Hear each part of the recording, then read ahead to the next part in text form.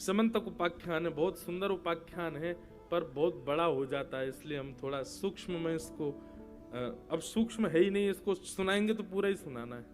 समंतक, इसको सुनने से कलंक नहीं लगता व्यक्ति को।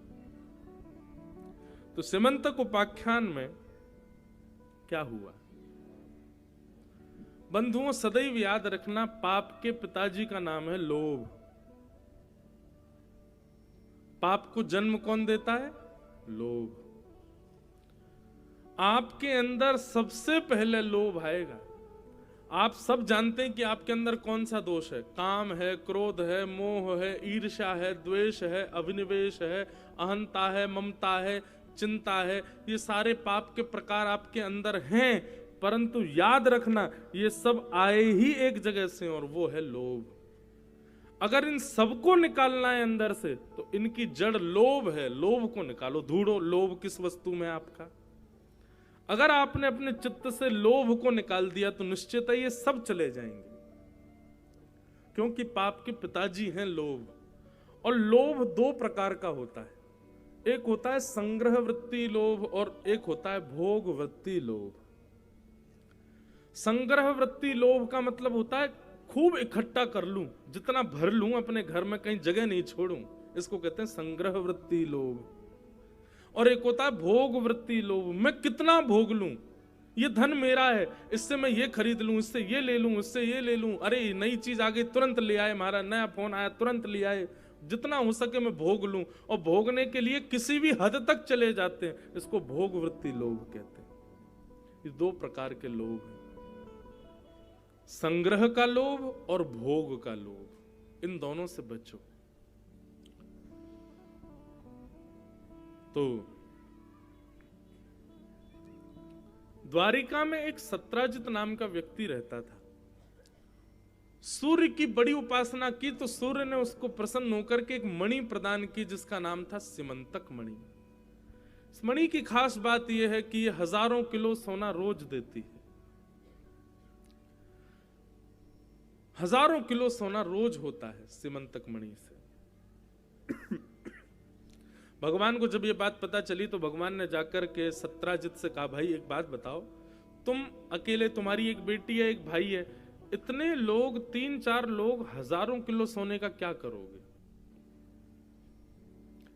सत्राजित बोला, हम खाएं पिएं सोएं, आपको क्या? भगवान बोले, ठीक बात है, हमारा कोई मतलब नहीं है, पर हम एक बात कहना चाहते हैं कि इतने अधिक धन का तुम करोगे क्या?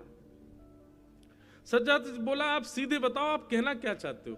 भगवान बोले, हम ये कहना चाहते हैं, तुम ये समंतक मणि जो है इसको द्वारिका के कार्यालय में जमा करा दो, और तुम हमको बताओ तुमको कितनी जरूरत पड़ती है रोज, हम तुमको देंगे उतना, बाकी का जो बचा हुआ धन है उसको द्वारिका की सेवा में लगा देंगे।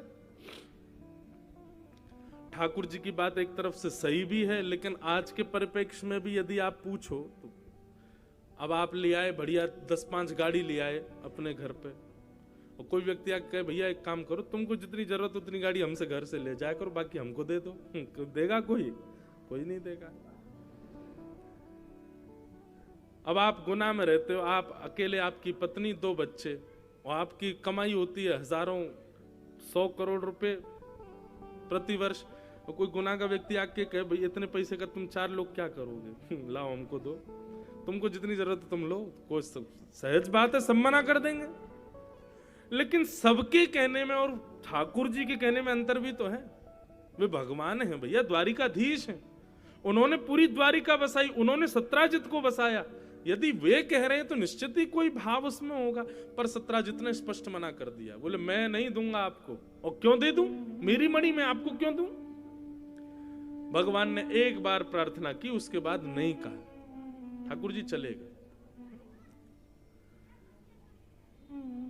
लेकिन वही बात है ना बंधु, इतना सा भी लोभ किसी वस्तु के प्रति, ये भगवान लीला हम लोगों को समझाने के लिए कर रहे हैं कि कभी लोभ मत करना, नहीं तो ये होगा जो द्वारिका में हुआ। क्या कि अगले दिन सत्राजित का भाई मणि पहन करके घूमने निकला वन में, और एक शेर ने सत्राजित को मार दिया। मणि लेकर के शेर चला गया, शेर को भालू ने मार दिया, मणि लेकर के भालू चला गया। और 4 दिन तक जब सत्राजित का भाई लौट करके नहीं आया, मणि नहीं आई, तो सत्राजित का सीधा संदेह भगवान पर गया। उसने कह दिया, बोले मुझे तो शक है द्वारिकाधीश पर। वो मणि मांगने आए थे एक दिन पहले ही, मैंने देने से मना कर दिया। अगले दिन मेरे भाई को बंदी बना के मणि उन्होंने चुरा ली, और मुझे तो पूर्ण विश्वास है द्वारिकाधीश के पास ही है मेरा भाई और मेरी मणि।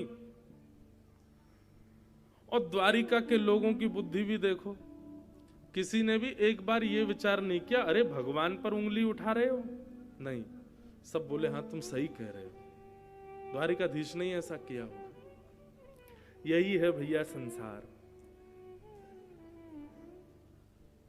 बहुत जल्दी दल बदल देते हैं हम लोग, दल बदलू लोग हैं हम आप।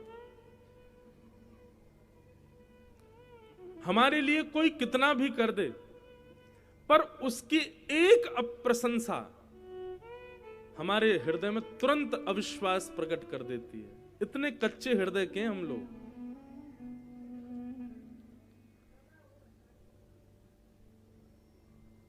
भगवान भी ये सब ठाकुर जी की लीला है। भगवान हम सबको दिखाना चाहते हैं, द्वारिका को दिखाना चाहते हैं, देखो द्वारिका बसाई मैंने, सबको बसाया मैंने, सब कुछ किया मैंने, लेकिन मुझ पर संदेह करने में किसी को एक क्षण नहीं लगा।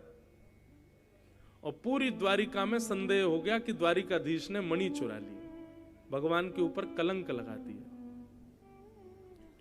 ठाकुर जी को जब ये बात पता चली तो भगवान मुस्कुराए। अच्छा एक बात बताऊं बंधुओं, दोषी व्यक्ति जो होता है ना, वो दोष लगने पर दोष के सबूत इकट्ठा करता है और बहुत बोल करके ये बताना चाहता है कि मैंने ऐसा नहीं किया, मैंने ऐसा नहीं किया, ये मेरी गलती नहीं है, मैंने नहीं किया। पर जिसका दोष नहीं होता है ना, वो मुस्कुराता ही है, वो शांत हो जाता है, मौन हो जाता है। मैंने गलती करी नहीं तो मैं क्यों सफाई दूं। दोषी व्यक्ति सफाई ज्यादा देता है, लेकिन ये हर बार नहीं है। ये कई बार ऐसा होता है कि दोस्त तुम बेचारे पे मढ़ ही जा रहे हो, उसके सिर पे लगा ही जा रहे हो, चढ़े ही जा रहे हो, नहीं तूने ही किया जबरदस्ती, तो बेचारा क्या ही करेगा, तो फिर उसको भी आना पड़ेगा, नहीं नहीं भैया मैंने नहीं किया ऐसा। यही स्थिति द्वारिका में। पहले तो भगवान कुछ बोले नहीं, भगवान बोले बोलने दो, सबको द्वारिका के लोग हैं भैया, ठीक है कोई बात नहीं। लेकिन जब बढ़ते बढ़ते इतनी स्थिति हो गई कि केवल भगवान के महल को छोड़ के बाकी सबको शक हो गया कि ठाकुर जी ने मणि चुराई है, भगवान बोले अब तो उठना पड़ेगा। लेकिन भगवान ने सफाई नहीं दी। ठाकुर जी सेना लेकर के निकल पड़े, बोले मणि ढूंढ के लाऊंगा मैं, कहां है। ठाकुर जी भ्रमण करते हुए वन में पहुंचे, सत्राजित का भाई मरा हुआ मिला, मणि उसके पास नहीं थी, पर शेर के पंजों के निशान के पीछे गए तो आगे शेर मरा पड़ा था, उसके आगे भालू के पंजों के निशान के पीछे गए तो एक गुफा में ठाकुर जी घुस गए, वहां मणि मिल गई। ठाकुर जी ने मणि उठाई, भालू के साथ 18 दिन तक भगवान का युद्ध हुआ।